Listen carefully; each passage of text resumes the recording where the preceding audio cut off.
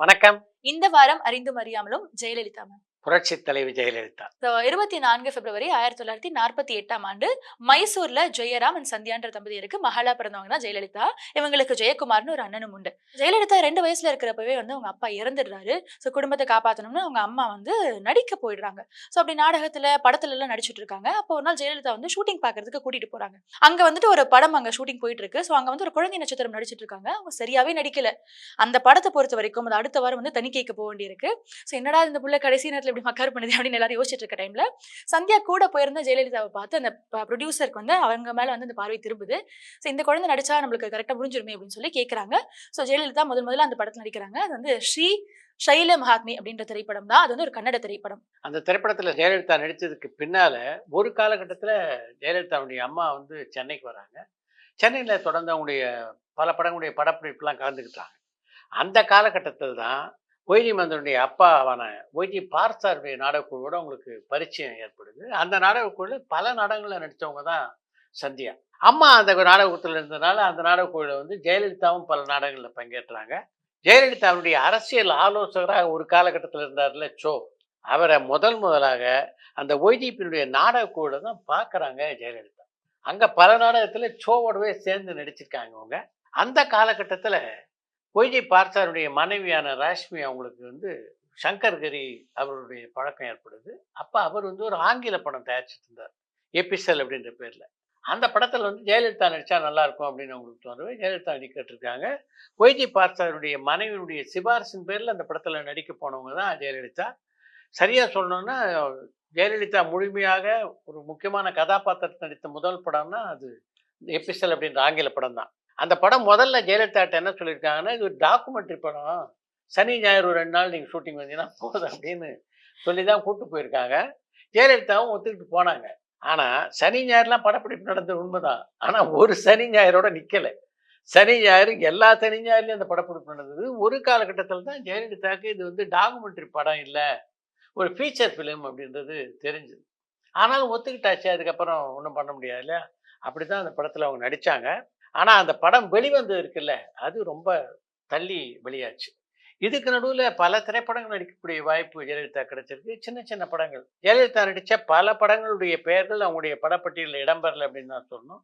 AVM தயாரித்த ஒரு இந்தி படத்தை நடிச்சிருக்காங்க, கன்னடத்துல பல படத்தை நடிச்சிருக்காங்க, அதுக்கப்புறம் தெலுங்குலையும் சில படத்தை நடிச்சிருக்காங்க. பி.ஆர். பந்தனுடைய இயக்கத்தில் உருவான சின்னத கொம்பே அப்படின்ற திரைப்படம் தான் ஜெயலலிதா கதாநாயகா நடித்து வெளியான முதல் திரைப்படம். ஆனா அந்த படத்துக்கு முன்னாலேயே நன்ன கர்த்தவ்யா அப்படின்ற ஒரு கன்னட படத்தில் நடிச்சிருந்தாங்க ஜெயலலிதா. அந்த படத்தினுடைய இயக்குனர் வேதாந்தம் ராகவையா. அந்த படத்தில் நடிக்கணும் அப்படின்னு ஜெயலலிதா கேட்டபோது ஜெயலலிதாவுக்கு அதில் உடன்பாடு இல்லை, அவங்க அம்மாவான சந்தியாவுக்கும் அவங்களுக்கு அதில் உடன்பாடு இல்லை. ஆனாலும் திரும்ப திரும்ப அவர் குறித்து கேட்டுக்கிட்டே இருந்தார் வேதாந்த ராகவையா. என்னன்னா அந்த முக்கியமான கதாபாத்திரத்துக்கு சரியான ஆள் அவர் கிடைக்கல. அப்படிப்பட்ட ஒரு சூழ்நிலை தான் ஒரு பாடல் கேசட் கொடுத்துட்டு போனால் இந்த பாட்டை கேளுங்க, கதாநாயகி பாடுற மாதிரி பாட்டு, ஒரு அற்புதமான பாட்டை நாங்கள் பதிவு பண்ணியிருக்கோன்னு அது பிரபல பின்னணி பாடகியான எஸ் ஜானகி பாடின பாட்டு. அந்த பாட்டை கேட்டாங்க ஜெயலலிதா. அந்த பாட்டு அவ்வளோ உருக்கமாக இருந்தது. இன்னும் சரியாக சொல்லணும்னா நன்ன கர்த்தவ்யா கன்னட படத்தில் ஜெயலலிதா நடிப்பிற்கு காரணமாக அமைந்தது கூட அந்த பாட்டு தான் அப்படின்னு சொல்லலாம். அந்த பாட்டுக்கு இசையமைத்திருந்தவர் இளையராஜாவுடைய குருவான ஜி.கே. வெங்கடேஷ்.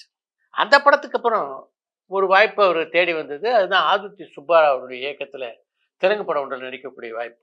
அந்த படத்துக்கு டெஸ்ட்டுக்கு போனாங்க ஜெயலலிதா. ஜெயலலிதாவுடைய முகத்தை பார்த்து சினிமாவுக்கு ஏற்ற முகவெட்டு இல்லை இவங்களுக்கு, இவங்களால சினிமா நடிகையாக பிரகாசிக்க முடியாதுன்னு சொல்லிட்டாரு ஆதித்ய சுப்பராவ். அந்த காலகட்டத்தில் ஆதித்ய சுப்பராவ் ஒரு மிகப்பெரிய இயக்குனர். அவர் இப்படி சொன்னோன்னே ஜெயலலிதாவுக்கு ஏற்பட்ட வருத்தத்துக்கு அளவே இல்லை அப்படின்னு தான் சொல்லணும். இந்த நிகழ்ச்சிக்கு பின்னால தான் சின்னத கொம்பே படத்தில் நடிக்கக்கூடிய வாய்ப்பு அவங்களுக்கு வருது. அது எப்படி வருதுன்னா, கர்ணன் திரைப்படத்தினுடைய வெற்றி விழா சென்னையில் கொண்டாடுறாங்க. கர்ணன் திரைப்படத்தில் சந்தியா நடிச்சிருந்தாங்க. அதனால சந்தியாவும் அந்த விழாவுக்கு போயிருந்தாங்க. முதல் முறையாக அந்த விழாவுக்கு போகும்போது அழகா பட்டு புடையெல்லாம் உடுத்திக்கிட்டு ஜில்லுன்னு போயிருக்காங்க ஜெயலலிதா. அந்த விழாவில் கலந்து கொண்ட எல்லாருடைய பார்வையும் ஜெயலலிதா பேர்லயே இருந்துதான். விழா முடிஞ்ச உடனே சந்தியா எல்லாம் கிளம்பும்போது பந்துரு கிட்ட சொல்லிட்டு கிளம்புறாங்க அப்படின்னு இருக்காங்க. ஒரு நிமிஷம் இருங்க அப்படின்னு சொல்லியிருக்காரு பந்துரு. அப்புறம் எல்லாரையும் வழி அமைச்சிட்டு சந்தியா கிட்ட வந்து அவர் சின்னத கொம்பே அப்படின்னு ஒரு படம் எடுக்கிறேன், அதில் ஜெயலலிதா கதாநாயகி நடிக்கணும், நீங்கள் என்ன சொல்கிறீங்கன்னு கேட்டிருக்காரு. நான் யோசிச்சு சொல்கிறேன் அப்படின்னு சொல்லிட்டு வீட்டுக்கு வந்துட்டாங்க சந்தியா. ஜெயலலிதா அந்த படத்தில் நடிக்கிறதுக்கு உடனடியாக தன்னுடைய விருப்பத்தை தெரிவிக்கல. என்னன்னா அந்த ஆதித்ய சுப்பராவனுடைய அந்த மேக்கப் டெஸ்ட்டுக்கு போய்பட்ட காயம் இருக்குல்ல, அது ஜெயலலிதாவுடைய மனசுல அப்படியே தங்கிருச்சு. அதனால எப்படி இந்த விஷயத்த பிஆர் பந்துலுட்ட சொல்றது அப்படின்னு தயங்கினவங்க ஒரு காலகட்டத்தில தவிர்க்க முடியாம அத சொல்லிட்டாங்க. நடிக்கிறவங்கும்போது இது மாரி ஒரு சம்பவம் நடந்தது. அதிலயே அவன் மனசு பாதிக்கப்பட்டிருக்கு அப்படின்னோனே, பந்துலு சமாதானப்படுத்தியிருக்காரு சந்தியாவ. என்ன லட்சணமா, மங்களகரமா மகாலட்சுமி மாரி இருக்கு உன் பொண்ணு. அதுக்கு வந்து திரும்ப டெஸ்ட்லாம் எடுப்பாங்களா? நான் எந்த டெஸ்ட்டும் எடுக்க மாட்டேன். சின்னது கும்பை படத்தில அவங்க தான் ஹீரோயின். வர சொல்லுங்க அப்படின்னு சொன்ன உடனே அந்த படத்துல நடிக்க ஒத்துக்கிட்டு இருக்காங்க 2 பேரும். அதுவும் அதுல அந்த படத்துல ஜெயலலிதா நடிக்கிறதுக்கு இன்னொரு முக்கியமான காரணம் அந்த படத்துடைய கதாநாயகனான கல்யாண்குமார். கல்யாண்குமார பொறுத்தவரைக்கும் இந்த குடும்பத்துக்கு வந்து ஒரு குடும்ப நண்பர் அப்படின்னு சொல்லலாம். அவர் தான் தனக்கு ஜோடி அப்படின்னோனே, அதுவே இன்னொரு வகையில உற்சாகமா அமைந்தது ஜெயலலிதாக்கு. அப்படித்தான் அந்த படத்துல நடிக்கிறதுக்கு ஒப்பந்தமானாங்க ஜெயலலிதா. சார் இந்த சின்னத கும்பே படத்த பார்த்துட்டு தான் ஸ்ரீதர் சார் வெண்ணிராடை படத்துல இவங்க தான் ஹீரோயினா நடிக்கணும்னு தேர்ந்தெடுத்தாரா? ஜெயலலிதா வெண்ணிராடை திரைப்படத்துல நடிக்கிறதுக்கு சின்னத கொம்பையும் ஒரு காரணம். ஆனா அதுவே முழு காரணம் அப்படின்னு சொல்ல முடியாது. வெண்ணிராடை திரைப்படத்துக்காக கதாநாயகியை தேடிக் கொண்டிருந்த காலகட்டத்துல நம்பியார் வீட்டுக்கு ஒரு முறை போயிருக்காரு ஸ்ரீதர். அங்க உள்ள நீச்சல் குளத்துல ஜெயலலிதா குளிச்சுக்கிட்டு இருந்திருக்காங்க. அத பார்த்த ஸ்ரீதருக்கு ரொம்ப நல்லா இருக்காங்களே இவங்க. இவங்கள இந்த படத்துல கதாநாயகியா போட்டா நல்லா இருக்கும் அப்படின்ற எண்ணம் தோணிருக்கு. அதுக்கப்புறம் ஜெயலலிதா பத்தி ஸ்ரீதர் விசாரிச்ச போதுதான், பிஆர் பந்தனுடைய இயக்கத்துல சின்னத கொம்பை அப்படின்னு ஒரு படத்துல அவங்க நடிச்சிட்டு இருக்காங்கன்ற விஷயம் அவருக்கு தெரிய வந்தது. உடனே பிஆர் பந்துலு தொடர்பு கொண்டார் ஸ்ரீதர். உங்க படத்துல ஜெயலலிதா அந்த பொண்ணு நடிச்சிருக்கிறதா கேள்விப்பட்டேன். தமிழ்ல அந்த பொண்ணை கதாநாயகி ஆக்கலான்றது என்னுடைய ஐடியா. அதனால சின்னத கொம்பை படத்தினுடைய ரஷ் எல்லாம் பார்க்கலாமா? அவர் ஏற்கனவே படமாக்கப்பட்ட சில காட்சிகள் எல்லாம் ஸ்ரீதருக்கு போட்டு காட்டியிருக்காரு. போட்டு காட்டினோடனே அதை பார்த்தாரு. ரொம்ப பிடிச்சிருந்தது ஸ்ரீதருக்கு. உடனடியாக ஜெயலலிதா கதாநாயகியா ஒப்பந்தம் பண்றது அப்படி முடிவெடுத்தவர் அந்த விஷயத்த சந்தியா கிட்ட சொன்னார். இந்த காலகட்டத்துல ஜெயலலிதாவுடைய மனநிலை எப்படி இருந்தது அப்படின்றது ரொம்ப முக்கியமான விஷயம். இப்ப ஜெயலலிதாவுக்கு வந்து திரைப்படங்கள் நடிக்கிறது வந்து பெரிய ஆர்வம் இல்லாம இருந்தது அப்படின்னு தான் சொல்லணும். அதனால சந்தியா அந்த படத்தை நடிக்கணும்னு சொல்லும்போது அவ்வளவு எளிதில் ஏத்துக்கல ஜெயலலிதா. நீ தானே சொன்னேன் என்ன சினிமாலேயே நடிக்க வேணாம், அந்த பக்கமே வர வேணான்ட்டு ஒரு காலகட்டத்தில். இப்ப தடான்னு என்ன சினிமா நடிக்க சொல்றியே. அப்ப வந்து அடுத்து காலேஜுக்கு போக வேண்டிய பருவம். கல்லூரியில போய் படிக்கணுன்ற ஆர்வத்துல இருந்தாங்க ஜெயலலிதா. அப்படின்னு சொன்ன போதுதான் சந்தியா ஒரு உண்மைய பட்டவர்த்தனமாக போட்டு உடைச்சாங்க ஜெயலலிதா. இந்த இடத்துல ஒரு முக்கியமான விஷயத்த ரசிகர்களுக்கும் உனக்கும் சேர்த்து சொல்றேன்னு நினைக்கிறேன். ஜெயலலிதாவுடைய அம்மாவான சந்தியாவும் சரி, ஜெயலலிதாவும் சரி, சினிமாவில் நடிக்க வந்தாங்கன்னா அதுக்கு முக்கியமான காரணம் சந்தர்ப்ப சூழ்நிலை தான். சினிமாவில் நடிக்கணுன்ற ஆர்வம் சந்தியாவுக்கு துளி கூட கிடையாது. கணவர் இறந்ததுக்கு பின்னால குடும்பத்தை வழிநடத்த முடியாத ஒரு சூழ்நிலை. அப்ப சந்தியாவுடைய சகோதரியான வித்யாவதி திரைப்படத்தில் நடிச்சுட்டு இருந்தாங்க. அதன் காரணமாக தான் சினிமாவில் அடியெடுத்து வைக்க வேண்டிய ஒரு சூழ்நிலை சந்தியாவுக்கு ஏற்பட்டது. அப்ப சந்தியாவுக்கு அதில் விருப்பம் இல்லைதான். குடும்பத்தை வழிநடத்துறதுக்கு வழி இல்லை அப்படின்றதுனால ஏற்றுக்கிட்டாங்க. அதே மாதிரி சூழ்நிலை தான் ஜெயலலிதாவும் நடிக்கிறதுக்கு வந்தாங்க அப்படின்னு சொல்லணும். ஜெயலலிதா கிட்ட தான் அப்ப இருக்கிற நிலையை சந்தியா விளக்கினோடனே வேற வழி இல்லாம படிக்கிற ஆசையை துறந்து விட்டு சினிமாவில் நடிக்கிறதுக்கு வந்தவங்க தான் ஜெயலலிதா. வெண்ணிராடை படத்துல ஜெயலலிதா மேம் நடிச்சத பார்த்துட்டு தான் 1000ல் ஒருவன் படத்துல அவங்க நடிக்கணும்னு எம்ஜிஆர் சார் செலக்ட் பண்ணாரா? இல்ல, இல்ல. எப்படி வெண்ணிராடை படத்துல நடிக்கிறதுக்கு முன்னால ஸ்ரீதர் சின்னத கொம்பை பார்த்துட்டு முடிவெடுத்தாரோ, அது மாரி சின்னத கொம்பை படத்த பார்த்துட்டு தான் எம்ஜிஆர் அப்படி ஒரு முடிவெடுத்தாரு. சின்னத கொம்பை படத்தை தொடர்ந்து பிஆர் பந்துலு தயாரித்த திரைப்படம் தான் 1000ல் ஒருவன். அந்த திரைப்படத்துக்கான கதாநாயகி தேர்வு நடைபெற்றுக் கொண்டிருந்த போது, ஜெயலலிதாவே கதாநாயகியா போட்டா என்ன அப்படின்ற எண்ணம் அவருக்கு தோணுச்சு. எம்ஜிஆர் அந்த படத்துடைய கதாநாயகன். அப்படி இருக்க அவர்ட்ட சொல்லாம எப்படி கதாநாயகி இவரே முடிவெடுக்க முடியும்? எம்ஜிஆர்ட்ட போய் பார்த்து, சின்னத கொம்பை அப்படின்ற படத்துல ஒரு புது கதாநாயகியை நான் இன்ட்ரோடியூஸ் பண்ணியிருக்கேன். நீங்க பாருங்க. உங்களுக்கு பிடிச்சிருந்தா அந்த பெண்ணையே வந்து 1000ல் ஒருவன்ல கதாநாயகியா போடலாம் அப்படின்னு பிஆர் பந்துலு சொன்னாரு. அதைத் தொடர்ந்து அந்த படத்த பார்க்க வந்தாரு எம்ஜிஆர். படத்த பார்த்துக்கிட்டு இருக்காரு எம்ஜிஆர்.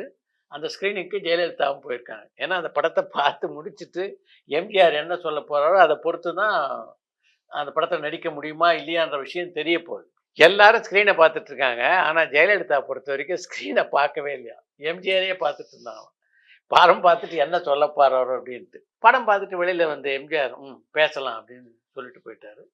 பேசலாம்னா சரி கதாநாயகி ஒப்பந்தம் பண்ணலாம் அர்த்தம் தானே. அதனால உடனடியாக வேலை நடந்தது. 1000ல் ஒருவன் படத்தினுடைய கதாநாயகியானாங்க ஜெயலலிதா. 1000ல் ஒருவன் படத்துல கதாநாயகியா ஒப்பந்தமானதுக்கு பிறகு ஜெயலலிதா ஒரு படப்பிடிப்பு தளத்துல பார்க்கக்கூடிய வாய்ப்பு எம்ஜிஆர் கிடைச்சது. பணம் படைத்தவன் படப்பிடிப்பு சென்னையில் நடைபெற்று கொண்டிருந்த போது பக்கத்து புளோர்ல இந்த வெண்ணிராடை படத்தினுடைய படப்பிடிப்பு நடந்திருந்தது. அப்ப என்ன என்ன வார்த்தைகளோ அப்படின்ற பாடல் காட்சிக்கு நடிச்சிட்டு இருந்தாங்க ஜெயலலிதா. அந்த படப்பிடிப்பு தளத்துக்கு வந்து ஜெயலலிதா நடிக்கிறத பார்த்துருக்காரு எம்ஜிஆர். அப்ப வந்து பரஸ்பரம் அறிமுகம் கிடையாது இல்லையா. அதனால ஜெயலலிதா கிட்ட நான் தான் ராமச்சந்திரன் அப்படின்னு அறிமுகப்படுத்திட்டு இருக்காரு. அந்த எளிமையான அறிமுகம் இருக்குல்ல, தன்னை அப்படிப்பட்ட ஒரு பெரிய நடிகர் தன்னை வந்து நான் தான் எம்ஜி ராமச்சந்திரன் அப்படின்னு அறிமுகப்படுத்திக்கிட்டது ஜெயலலிதாவுக்கு வந்து ஒரு பெரிய ஒரு ஆனந்த அதிர்ச்சியை உண்டு பண்ணிடணும்னு தான் சொல்லணும். இவ்வளவு எளிமையா இருக்காரு அப்படின்னு எம்ஜிஆரை பார்த்து வியந்திருக்காங்க ஜெயலலிதா. இதுக்கு பின்னால தான் 1001 படத்தினுடைய படப்பிடிப்பு தொடங்குது. ஜெயலலிதா பொறுத்த வரைக்கும் எல்லாருக்கும் நல்லா தெரியும். ஜெயலலிதாவுடைய திரை வாழ்க்கையை பொறுத்த வரைக்கும் படப்பிடித்தளத்துக்குள்ள போயிட்டாங்கன்னா புத்தகத்தை எடுத்துக்குவாங்க, அந்த புத்தகத்திலே மூழ்கிடுவாங்க. எம்ஜிஆருடைய செட் இருக்கு, அது எப்பவுமே ஒரு வித்தியாசமான செட் அப்படின்னு நான் சொல்லணும். எம்ஜிஆர் அந்த படப்பிடிப்பு தளத்துல அடி எடுத்து வைக்கிறான்னா செட் அப்படியே கப்பு சிப்புன்னு ஆயிடும். அது மாதிரி ஒரு முறை 1001 செட்டுக்குள்ள எம்ஜிஆர் வந்திருக்காரு. எல்லாரும் கும்பிட்டுருக்காங்க, சில பேர் காலில் வந்திருக்காங்க. ஆனா ஜெயலலிதா ஓரமா உட்கார்ந்து புத்தகத்தை படிச்சிருக்காங்க. எம்ஜிஆர் வந்ததை ஜெயலலிதா மேம் சிவாஜி சார் கூட நடிச்ச முதல் திரைப்படம் மோட்டார் சுந்தர பிள்ளை தானே சார்? சிவாஜி ஜோடியாக ஜெயலலிதா நடித்த முதல் திரைப்படம்னா அது கலாட்டா கல்யாணம் அப்படின்ற திரைப்படம் தான். அந்த படத்துல ஒரு பாடல் இடம்பெற்று, நல்ல இடம் நீ வந்த இடம் வர வேண்டும் காதல் மகாராணி அப்படின்னு. அது வரைக்கும் எம்ஜிஆர் படங்களே நடிச்சிட்டு இருந்த ஜெயலலிதா முதல் முறையாக சிவாஜிக்கு ஜோடியா நடிச்ச உடனே சிவாஜி ரசிகர்கள் அந்த பாட்டுக்கு பலவிதமான அர்த்தங்கள் எல்லாம் எடுத்துட்டு. ஸோ ஒரு பத்திரிகையாளராக இருந்த காலகட்டத்திலேருந்தே நீங்கள் ஜெயலலிதா மேம் பார்த்துருப்பீங்க. ஸோ உங்கள் பார்வையில் ஜெயலலிதா மேம் பற்றி சொல்லுங்கள் சார். அவங்கள பொறுத்த வரைக்கும் அவங்களுக்கு நன்கு அறிமுகமானவங்க ரொம்ப பிடிச்சி போச்சுன்னா அவங்க அவருக்கு கொடுக்குற மரியாதை இருக்க அது அப்படியே வானலாக வருது. அதே மாதிரி பிடிக்கலன்னா திரும்பி கூட பார்க்க மாட்டாங்க. அது எவ்வளோ பெரிய ஆளாக இருந்தாலும் சரி. ஜெயலலிதா நடிச்சுக்கிட்டு இருக்க செட்டில் வேற யாரையா ஒருத்தர் நீங்கள் பார்க்க போயிட்டு ஜெயலலிதா பார்த்தீங்கன்னா அந்த மரியாதை அவங்களுக்கு கிடைக்காது. ஜெயலலிதா அரசியலுக்கு வந்தது திட்டமிட்ட செயலா அல்லது தற்செயலா வந்தாங்களா சார்? ஜெயலலிதா அரசியலுக்கு வந்தது அப்படின்றது அதுவாக காலத்தின் கட்டாயம் சொல்லுவாங்கல்ல, அப்படி நிகழ்ந்தது அப்படின்னு தான் நான் சொல்லுவேன். ஆனால் அரசியலுக்கு வரணுன்ற ஆர்வம் சின்ன வயசுலேயே ஜெயலலிதாவுக்கு இருந்திருக்கு. அதை ஒரு பத்திரிகை பேட்டியின் மூலம் நம்மளால் நல்லா தெரிஞ்சுக்க முடியும். நீங்கள் ஒரு நடிகையாக வராமல் இருந்தால் என்ன பண்ணியிருப்பீங்க அப்படின்னு ஒரு நிருபர் கேட்டார். அப்போ ஜெயலலிதா அவருக்கு பதில் சொல்லியிருக்காங்க. பரபரப்பான சினிமா செய்திகள், நட்சத்திரங்களின் பேட்டிகள், சினிமா வரலாறு ஆகியவற்றை பார்க்கவும் படிக்கவும் உங்களுக்கான இணையதளம் tourantalkies.co.